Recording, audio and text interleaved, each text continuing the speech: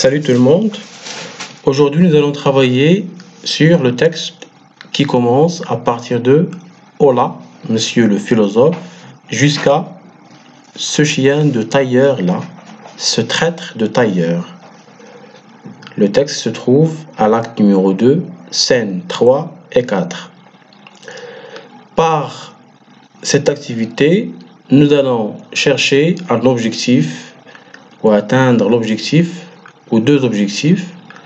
Le premier objectif, c'est dresser le portrait moral d'un personnage. Le deuxième objectif, repérer les défauts de la société. Alors, pour mieux me comprendre, essayez de lire 2 fois le texte proposé. Passons maintenant à la situation du passage.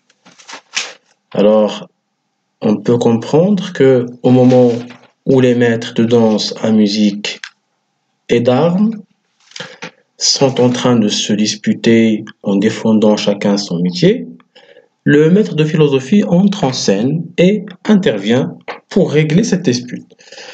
Avec raison. Cependant, ce dernier élève la philosophie au-dessus des autres métiers et les insulte gravement. Et il subit leur violence verbale et physique. Après cette discorde, le maître de philosophie donne des cours d'orthographe à Monsieur Jourdain. Alors, il s'agit d'un texte, bien sûr de Molière, tiré toujours de Le bourgeois gentilhomme. C'est une comédie ballet, c'est un texte dramatique. Parlant de l'action, on peut dire que le dramaturge montre l'hypocrisie sociale des maîtres en faisant l'éloge de leur métier et dresse le portrait moral de Monsieur Jourdain. Passons maintenant à travailler sur un axe 2 de lecture. On peut travailler sur l'hypocrisie de la société française du XVIIe siècle pour comprendre cette hypocrisie. On peut se poser la question: comment le maître d'armes voit-il les autres sciences, les autres métiers? Ils sont inutiles. Comment les maîtres de musique et le maître à danser répliquent-ils en écoutant ses propos? Ils vont insulter en l'animalisant. Voilà, par exemple, la phrase que le montre: voilà un plaisant animal. Vous pouvez alors relever les menaces et les violences verbales dans les dernières répliques de maître d'armes. Relevez les mots qui expriment la dégénérescence de l'attitude entre les personnages. Il s'agit ici c'est un combat. Le combat, se dégénère entre les deux personnages ou les deux personnes. Il va s'aggraver. Les autres sciences sont inutiles. Voilà un plaisant animal. Vous avez des termes qui le montrent. Impertinent, grand cheval de carrosse.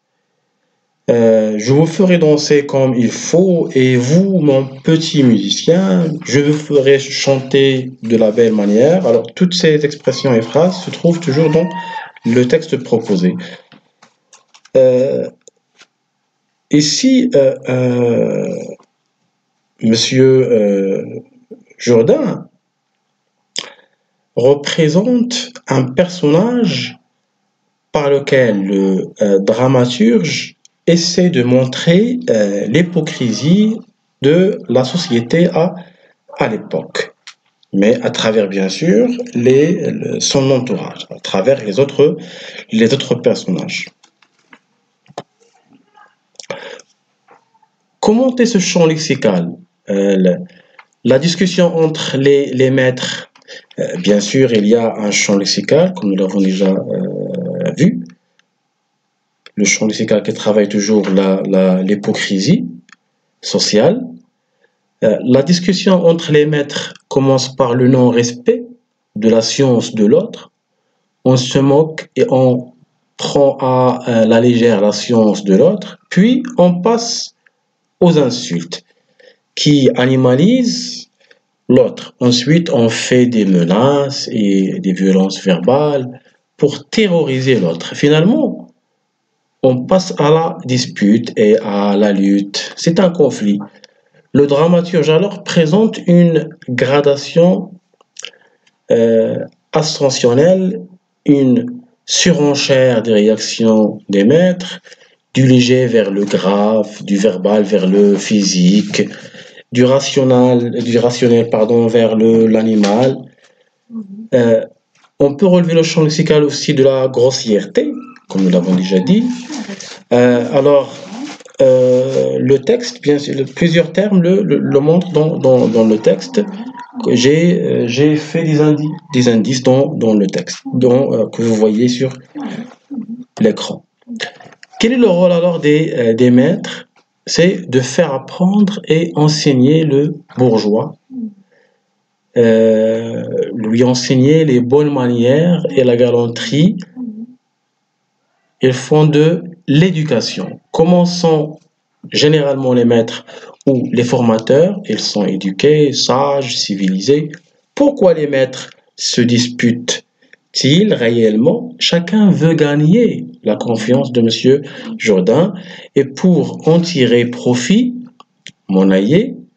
Alors, est-ce que vous croyez que les maîtres sont capables de faire apprendre à Monsieur Jourdain les qualités des gentilshommes? Non. Pourquoi? Parce qu'ils veulent éduquer alors qu'ils sont mal éduqués, ce qui représente une hypocrisie sociale. Dans le deuxième axe, le portrait moral de Monsieur Jourdain, nous allons voir que quel est le but de Monsieur Jourdain? C'est de devenir un savant. Comment pourra-t-il réaliser son but? En faisant des cours de philosophie, le philosophe parle à Monsieur Jourdain en latin. Alors ce dernier lui réplique que ce latin-là a raison. Où se trouve le comique dans cet énoncé? Monsieur Jourdain croit que le latin est une personne. Quel est le degré d'apprentissage de Monsieur Jourdain? Oh, par exemple, vous avez la phrase qui le montre. Oh oui, je sais lire et écrire. Que veut-il enseigner, maître de philosophie à Monsieur Jourdain? C'est la logique, la morale, la physique. Que veut-il apprendre, Monsieur Jourdain? Il veut apprendre l'orthographe. Il y a une grande différence, bien sûr, au niveau des objectifs.